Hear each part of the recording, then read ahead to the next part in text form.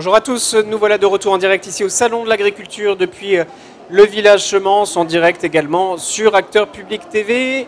On va parler agriculture et recherche. La parole aux chercheurs, la parole à Philippe Mauguin. Bonjour. Bonjour. Président directeur général de l'Institut national de la recherche agronomique, l'INRA.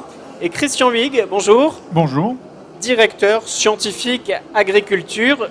Je me tourne vers vous, Philippe Mauguin, pour démarrer notre échange. L'INRA, c'est 13 000 personnes à peu près, 1850 chercheurs titulaires, 556 doctorants, si mes chiffres sont bons. Et c'est la visite du Premier ministre, Édouard Philippe, qui était chez vous lundi dernier, lundi 25 février, qui a voulu marquer l'importance de la recherche, l'importance de l'INRA sur ces enjeux agricoles. Oui, effectivement, on a accueilli le Premier ministre qui a choisi de démarrer sa visite du salon par l'INRA, ce qui était certainement un signal fort, à la fois pour l'INRA, ses chercheurs, mais plus globalement pour le monde agricole et la société. Je pense que c'est un bon indicateur de l'importance que l'ensemble des acteurs et la société confèrent à la recherche et à l'innovation. On a des défis majeurs à relever dans les prochaines années, qui sont la transition écologique de l'agriculture, la transition alimentaire aussi, comment nourrir 9 milliards d'habitants sur la planète dans un contexte où on va utiliser moins d'intrants, on aura une énergie de plus en plus chère. Ça pose des questions qui sont très compliquées. Et ce n'est pas les chercheurs tout seuls qui vont trouver les solutions, mais on a des éléments de réponse. Et c'est ça qu'on a présenté au Premier ministre et à toute une série de ministres qui sont venus tout au long de la semaine sur notre stand. Chef du gouvernement qui a souligné la place de la recherche, des chercheurs à mettre en valeur. Je me tourne vers vous, Christian Huyghe. Vous faites de la recherche dite finalisée, ça veut dire que vous contribuez directement à l'efficacité de l'action publique. Juste avant de parler des missions de l'INRA, un mot sur vos actions ici. Vous avez publié ce petit guide, La vie secrète des plantes et des animaux. L'idée, c'est aussi de vous adresser à un public beaucoup plus large, mais sans tomber dans la vulgarisation. Alors le stand est orienté effectivement, comme vous le dites, la vie secrète des animaux et des plantes. C'est donner à voir, un peu sur un modèle des sciences naturelles d'antan, mais rentrer en profondeur dans un certain nombre de processus qui sont ignorés de la plupart des personnes, sur comment les plantes dialoguent entre elles, comment les plantes dialoguent avec les parasites, comment elles dialoguent avec des micro-organismes. Et c'est de comprendre ces processus-là, c'est d'expliquer ce que l'on fait, d'expliquer nos métiers, donner envie aux jeunes de venir avec nous. Et c'est aussi ce qui est au cœur de... La compréhension est au cœur de l'action que l'on peut transformer et transporter jusqu'aux agriculteurs. Nous sommes un organisme de recherche finalisé. Oui. Ça veut dire qu'on produit de la connaissance, et c'est ça l'objectif premier d'un organisme de recherche, sur des objets d'application. Ça veut dire, Philippe Mauguin, que vous accompagnez, vous éclairez les décideurs publics, que les décisions publiques s'appuient sur la légitimité de la science, de la recherche. C'est important aujourd'hui dans le contexte actuel où les acteurs publics sont parfois mis en cause. C'est effectivement un des rôles de la recherche. Le premier rôle, produire de la connaissance au meilleur niveau mondial. C'est ce qui fait que l'INRA est le premier acteur de la recherche agronomique en Europe et on est le deuxième au niveau mondial. Et j'ai vu un chiffre, un deuxième institut mondial pour les publications en sciences agronomiques. Exactement. Et dans une compétition scientifique mondiale qui est très forte, on a des partenariats dans le monde entier avec la Chine, l'Inde, l'Amérique, l'Europe, l'Afrique. Et donc on doit produire cette connaissance de pointe. Ensuite, la transférer, proposer des innovations pour notamment le monde agricole et les entreprises, mais aussi, comme vous le dites, éclairer les pouvoirs publics. Il y a de plus en plus de questions qui sont posées dans le débat public. On parle beaucoup pendant le salon du glyphosate. Comment sortir du glyphosate, avec quelles alternatives, avec un timing assez... quelle contribution l'agriculture peut apporter à la sortie, à la réduction des gaz à effet de serre, à la lutte contre le changement climatique. C'est des sujets qui vont être au cœur des décisions publiques.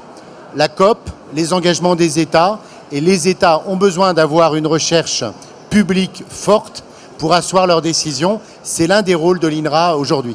Christian Huyghe, qu'on comprenne bien, peut-être pour éclairer les gens qui nous regardent, entre le moment où vous lancez un programme de recherche et sa prise en compte réelle, c'est quoi la durée, combien de temps se passe? C'est très très variable, ça dépend de l'objet. Ça dépend d'un programme. Il est évident que sur certains process industriels de transformation alimentaire, c'est plus rapide que quand vous faites une amélioration d'une espèce comme la vigne ou l'amélioration d'un arbre. Bien sûr. Donc ça, la durée moyenne que nous avons estimée est de en moyenne sur l'ensemble des cas que nous avons étudiés, pas loin d'une vingtaine d'années. Mais la moyenne ne veut rien dire. Le point important sur l'impact de la recherche, c'est la diversité des impacts. C'est les impacts qui peuvent être économiques, environnementaux, sociaux, réglementaires, d'où la question de la biopolitique publique. Et ce qui est aussi intéressant quand on regarde cet impact-là, c'est quel est le chemin qui est suivi par une connaissance pour arriver jusqu'aux acteurs. Les chemins d'impact sont très compliqués. C'est clairement pas l'INRA qui amène directement au marché. Ça suppose d'avoir, par exemple, dans les questions agricoles, des instituts techniques, des chambres, des organismes de développement, des organismes économiques. Et ça nous interroge aussi, quand on développe une recherche, d'identifier, chemin faisant, quel est le meilleur chemin d'impact pour maximiser l'incidence de nos recherches, avoir aussi des boucles de rétroaction sur réviser les objectifs, les problématiques, pour être le plus efficace possible. Des éléments extrêmement structurants. On comprend bien que ça s'inscrit dans le temps, mais Philippe Mauguin, est-ce que c'est pas antithétique d'une certaine manière avec les exigences de l'action politique ou les exigences médiatiques parfois, mais des citoyens qui veulent des résultats tout de suite, maintenant? Oui, c'est effectivement ce qui fait, j'allais dire, la passion de notre métier et d'un organisme comme l'INRA, c'est d'être présent sur tous les niveaux temporels. Oui. Quand le gouvernement, à la fin de l'année 2017, en plein débat européen sur le glyphosate, nous demande de faire le point sur les alternatives au glyphosate dans l'agriculture, on a rendu un rapport en 1 mois. Ce rapport en 1 mois, il a permis de faire la somme d'années et d'années de recherche. Il y a eu une réactivité de l'Institut pour rendre cet avis. Après, quand on nous demande de préparer la transition pour nourrir la planète en 2050 dans des conditions qui soient compétitives, on va avoir un pas de temps qui est différent. Et donc l'INRA est présent dans tous les moments, dans le débat d'experts, dans l'aide à la décision publique, dans le transfert d'innovation sur le biocontrôle, par exemple, substituer ou apporter d'autres réponses que les pesticides ou les phytosanitaires. On a des produits de biocontrôle qui ont été parfois... On a commencé de travailler il y a plusieurs années, et là, on va être en situation de les transférer vers les entreprises. Donc c'est tout ce panel-là que doit couvrir un institut comme l'INRA. Donc des durabilités, des durées un peu différentes, mais on a l'impression, ce que nous disent à la fois les professionnels, les chercheurs à qui on donne la parole sur ce plateau, Christian Huyghe, que sur ces enjeux durables, de transition énergétique, de transition climatique, les décisions à prendre, il faut les prendre maintenant dans les 2-3 ans, et elles auront des impacts à l'horizon de 2050 et au-delà. C'est un constat que vous partagez? Exactement. La responsabilité d'un organisme comme le nôtre, c'est de penser loin et, oui, et de définir aujourd'hui les points d'arrivée et de construire les trajectoires les plus volontaristes par rapport à ça.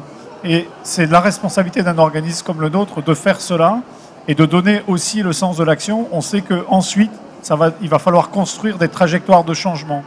Mais nous devons produire les connaissances, les partenariats nationaux, mais aussi à l'international, de façon à construire ces itinéraires pour relever les défis.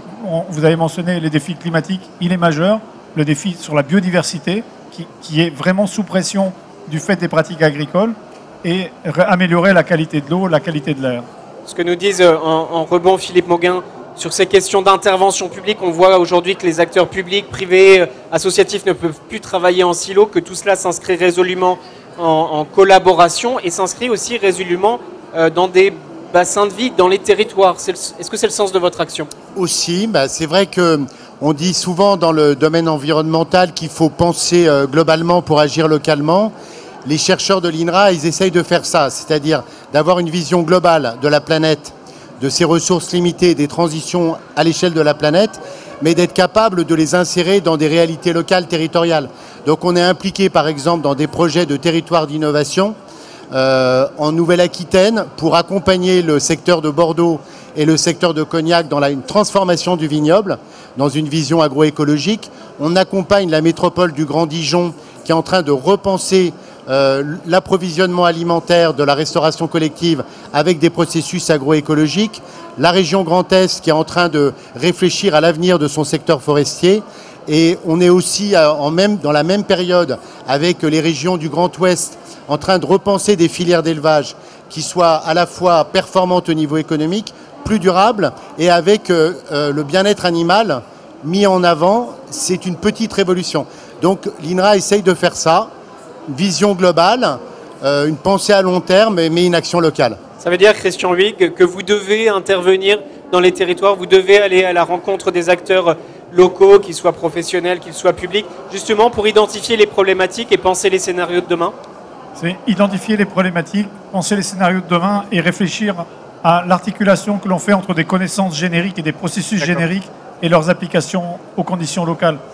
En fait, quand on fait cela, à la fois quand on descend au niveau des régions, du niveau national aux régions, on fait aussi ça quand on passe du niveau national au niveau international. C'est pour ça que c'est une richesse pour nous d'avoir plus de 50% de nos publications qui sont avec des chercheurs étrangers et en même temps d'agir avec des acteurs régionaux, des acteurs économiques dans les territoires. On arrive au terme de notre échange de réflexion. D'abord, Édouard Philippe, quand il est venu lundi 25 février, il disait qu'il faut mettre en avant les chercheurs. Et il disait aussi qu'il faut que les chercheurs participent au débat de société, qu'ils participent d'une certaine manière au grand débat national. Vous y contribuez, Philippe Mauguin? Oui, on y contribue. Le président de la République avait donné le ton d'ailleurs dès samedi, puisque dans son discours sur l'avenir de l'Europe et l'avenir de l'agriculture, il avait aussi consacré un volet très important à la recherche et à l'innovation dans l'anticipation. Donc l'INRA qui a été cité par le président, qui a été aussi mise en avant par le Premier ministre, on sent cette responsabilité, on sent une attente sociétale forte. En même temps, c'est très motivant. Donc nos chercheurs, tels que vous pouvez les rencontrer sur le salon, ils sont très motivés, à la fois partagés avec les citoyens, parce que c'est pour eux qu'on fait ça, le sens de nos recherches, et puis contribuer à une transition qui est plus globale. On est allé, vous êtes dans le hall 4, je crois, j'invite tous les visiteurs à venir, c'est très, très instructif. Qu'est-ce qu'ils vous disent, les visiteurs? Ils ont des questions particulières cette année? Les visiteurs sont passionnés par la compréhension des processus. C'est absolument fascinant d'arriver dans le salon et on a en tête les enjeux que la société nous réclame sur les pesticides. Mais quand les gens viennent nous voir, ils veulent comprendre. C'est cette découverte du vivant qui est une passion. Mais il n'y a pas d'interrogation particulière par rapport aux autres années? Il y a toujours cette volonté de comprendre et de... Cette année, ce qu'on a cherché à mettre en avant, c'est des processus biologiques un peu plus fondamentaux. Mais ce qui est fascinant, c'est de voir la passion des personnes qui viennent nous voir, et encore mieux la passion des enfants, des jeunes. C'est eux qui font le monde de demain, et ce lien-là est absolument remarquable. Et tous les chercheurs que nous avons sur le stand sont absolument passionnés par ces échanges. Des enfants qui peuvent découvrir la vie secrète des plantes et des animaux. Toute dernière question, Philippe Mauguin, il y a une actualité autour de l'INRA. C'est son rapprochement, la fusion avec un autre organisme de recherche, IRSTEA. Un mot sur le calendrier, ça approche? Oui, ça s'approche. L'objectif qu'on partage, INRA et IRSTEA, c'est de fusionner au 1er janvier 2020. Donc l'an prochain, au Salon de l'Agriculture, on aura un stand qui sera, je pense, toujours aussi vivant, toujours aussi beau, mais celui d'un institut unifié. IRSTEA va apporter à l'INRA des compétences fortes dans le domaine de l'eau, de l'environnement, de l'agriculture numérique. Et donc on sera, je pense, encore plus fort et j'espère plus attractif demain.